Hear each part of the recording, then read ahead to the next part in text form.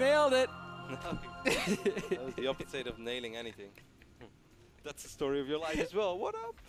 Okay, guys, Hey, Root wasn't ViBE. funny at all. Root, no? You know what I know, it's pretty damn funny. Okay, guys. Root ViBE is our, of course, North American Zerg spawning on the right bottom side of Ohana. Now I'm completely out of it, man. Now I have to get into StarCraft mode again. And EG's ThorZaIN is the Red Terran spawning on the left top side of Ohana. And you know, now I actually want to say what I really love about Sweden is that the people there, they are very happy, man. Whenever you walk into a, like, let's say a 7-Eleven or any convenience store that there is there, you open the door and there is like some blonde girl standing behind the counter. And she's like, there it is, guys. No, that's the thing that Kevin loves about Sweden. No, that was not where I would go. No, but they greet you in such a friendly way. They look at you and it's like their eyes go wide open. They're like, hey ya! Like you are the best thing that happened to them all day long. Now, that might be true in my case, but I think they do that for everyone. Man, you mentioned 7-Eleven, and I'm immediately reminded of the horror story that was the drink we bought at the 7-Eleven in China. That's not a horror story. That was a fantastic story. China drink is a dangerous thing. You know, you're going to have to mention Elfie in that story, and that means that people who are playing the NASL drinking game right now on a Saturday night, which is a high possibility, are going to have to take a shot. Well then. From St. Paul to Montreal. Boom! Thank you, chat, for hooking me up. Yeah, that was not bad.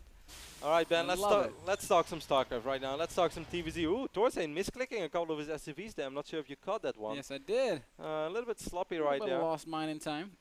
For the people who are wondering, how are these two guys doing in the league so far? ThorZaIN has a 1-0 record right now as he took out Wongzin in the first play day, which was one of the best series I've seen so far, Ben, in the NASL. It was a very exciting set of games. That game on Daybreak, oh my god. If you haven't seen it yet, guys, trust me, you want to see that game. But ThorZaIN won that series, took it home 2-1. And ViBE, actually has a 1-0 record in the league as well, as he defeated Targa at the very first play day. This is an interesting build over here, build order over here, by the way, by ThorZaIN. He's making this all very complicated.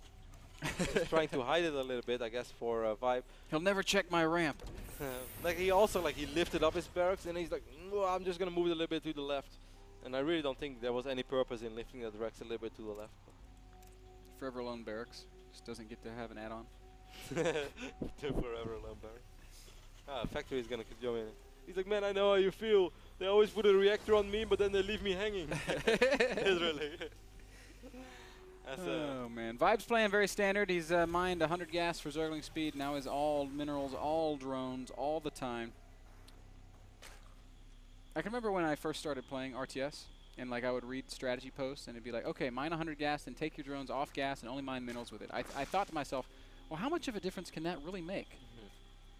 But it's actually a substantial difference. You know that it actually took an insane amount of time for Zerg players to realize that they do not have to open up with gas against Pro Tools. And you know, back then I was actually doing a show with the Muslim. We call that show All Eyes on the Muslim. Ooh, this is going to be a good Skype for ViBE, by the way. But he doesn't see the additional command center. But he has to know. Otherwise, he's going to be very confused right now when he scouts the timing of this command center, but doesn't know there's actually going to be one over here already. Wow, this actually could really throw him off his game. This could backfire pretty substantially. Yeah, and immediately, Ben, because he scouts that this command center is so late, he's producing quite a few links now already. Oh, wow. So this is one case of good scouting working against you. Also, you know, this is a case of ViBE choosing not to scout early. Didn't send out a drone, didn't make one set of lings early on to just see what's happening. And that's kind of is part of the reason for his apparent peril right now. Speed is not ready yet. Speed's going to be ready in 2 seconds. There we go. Speed's kicking in right now. ThorZaIN does get the first shots up, and he puts a tree on fire. ThorZaIN. ThorZaIN. That's not a very Swedish thing to do. No, Swedish people are very proud of their nature and they love it. One of these Hellions is going to get surrounded. Yes, he does surround I knew it was going to happen. Single Hellion. The Zerglings are like, hey-ya! Hi-ya! Hey-ya! Second Hellion as well. Sverriga for the win, Ben, as ThorZaIN takes out both Hellions. ViBE does know right now that there is more than just one command center. Ooh, he actually gets a surround on this one as well. Wow, that's an excellent start for Root ViBE. Our North American Zerg player is going to pick up an SCV as well, maybe another one. Oh, he's making it get. Oh my goodness, he's up into the main. This could get a little bit dicey, Kev. Oh my goodness, oh my damn, as these links are going to be put on hold position. Actually, ThorZaIN's did a pretty good job. I don't think he's lost that much. 2 SCVs total, third one falling right there at the end. But he did keep the Hellions in the main basement, and he did get, of course, an excellent scout off. He saw both factories. He also saw there was a tech lab on this one. Now, are we going to see some blue flame action out of you, ThorZaIN, or now because ViBE scouted it, you're going to skip that plan? Crazy follow-up from ViBE. 6 roaches on the way, and I wonder if these are just defensive roaches or if he's going to try to attack with these guys. No, I think he's worried about blue flame Hellions, Ben, and if you scout this, I can't blame him. Yeah, the tech lab, the reactor on the 2 factories is obviously it's obviously a very clear indication that your Terran opponent wants to make blue flame Hellions, and then when you see the armory, it's a very clear indication that you're going to see some mech play. So ThorZaIN committing to that path as ViBE makes those 6 roaches, and he's keeping them in his natural, so they're very defensive roaches, and now he's droning up once again. Doesn't have any drones yet at his additional base. A couple of drones are morphing though, so that means that he is going to have to send some roaches over there as well to cover that base, as he's creating a little bit of a wall. I actually think creating a full wall right now, but just taking out these destructible rocks would be pretty smart, though. Yeah, why not? I have no idea. I'm asking you. Well, I don't have an idea either. I think it's a good idea. Thank you. That's what I'm asking about. A lot of Hellions right now heading towards this latest base of ViBE. There are only 3 drones over here, but these 3 drones, man. Not long to this world, Kev. No, unless they all morph into spore crawlers or spines or anything like that. Blue Flame is not ready yet, and actually he's going to take quite some damage on these Hellions. He's going to lose 1 Hellion for 3 drones, but he took a little bit of damage on the other ones. No such thing as a non-cost-effective Hellion, Kev. ThorZaIN proving that point right now as he roasts those 3 drones and gets the heck out of there. Nice scout here by ViBE as he sees these additional factories. That's like the best Overlord scout in the world. Overlords are not supposed to make it that far. Oh, I think you're going mech. Oh, so we see 5 Rexes, a couple of tech labs. I think I should make links. As these Hellions are going to try to cruise into this third base of ViBE once more. Blue Flame is ready, and he's revealing the fact that he is having Blue Flame as well, as he shot at the hatchery one time. Yeah, Overlord's still just kind of chilling over all these factories, man. This is like... He wants to double check if he's actually not going bio. Nothing to see here, guys. As we see a drop being researched for ViBE. I love this decision. I've been kind of predicting it for a while now that the ZVT meta is going to go into roach drop. These Lynx actually doing a pretty decent job as these roaches deal most of the damage on these Hellions. ThorZaIN lost so many Hellions already this game back. Yeah, he's going to lose almost all of his Hellions there. And I think for the first time ever we might see some not that cost-effective Hellions. I thought they did not exist. Actually, no, these 2 guys have 9 kills between them, so I was wrong.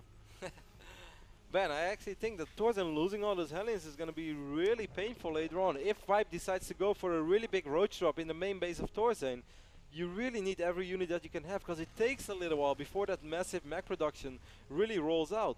You're absolutely right, Kevin. And with ViBE basically committing to his roach production right now, some Hellions are going to run past. This could get very scary. Hellions are like, I'll see you in hell, drones. As they do roast away at several more of ViBE's workers. ViBE doing a nice job splitting those guys up. I felt that was not all that bad for ViBE. I mean, obviously, he was going to lose some workers one way or the other. That was inevitable, but he did a really good job. He only lost 12 drones so far throughout this entire game, and I don't know how many he killed, but I think around 16 Hellions so far. So he's been doing a fantastic job, Ben. If ViBE is going to drop a lot of roaches right now, right on top of all these factories, the Thors are almost out. Kevin, I think he's just going to drop on top of the tanks. There's only 4 or 5 tanks out. Siege mode's not even done. A big roach drop would just end the game right now. Pretty smart. He's going to drop creep there immediately, so ThorZaIN's not going to be able to mine. ViBE, if you only knew how little ThorZaIN really had right now. I think he's got a really good feeling right now, Kevin, as he's loading up right in ThorZaIN's face. And he's just going to walk right into the front. There's a single turret there, but I don't think it's going to be enough. One Overlord may fall, does fall, and he is, in fact, dropping right on top of everything.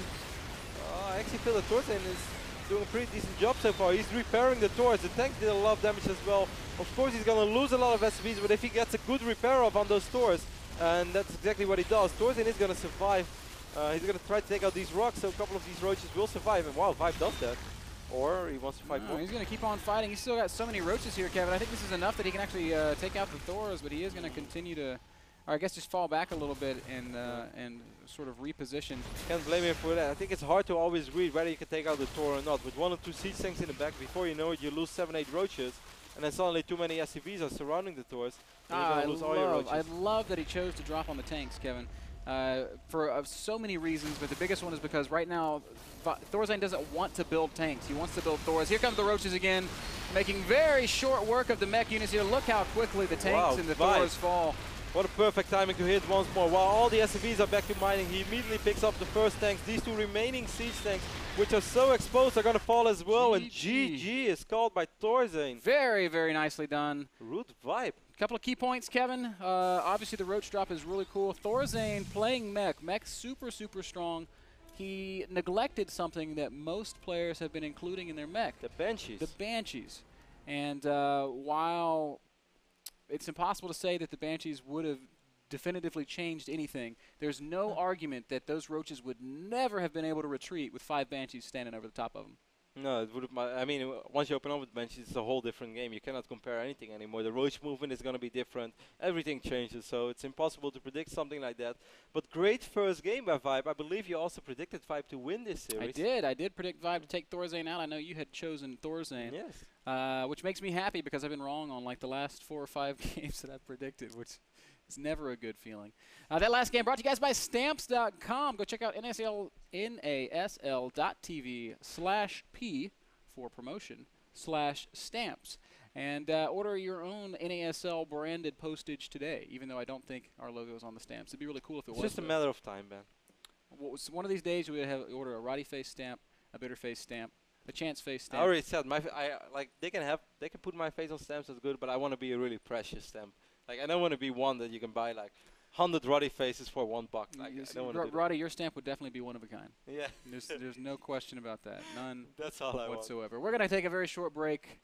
We'll be back after this, guys, with more TVZ, more ThorZaIN versus ViBE, and more North American Star League Season 4 action.